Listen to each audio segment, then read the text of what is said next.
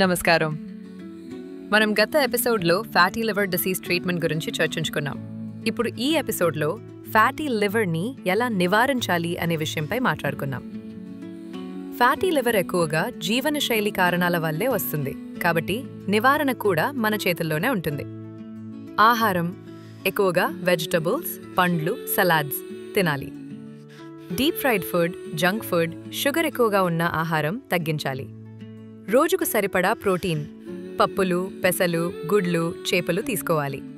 వ్యాయామం రోజుకు కనీసం 30 నిమిషాలు వేగంగా నడక లేదా వ్యాయామం చేయాలి.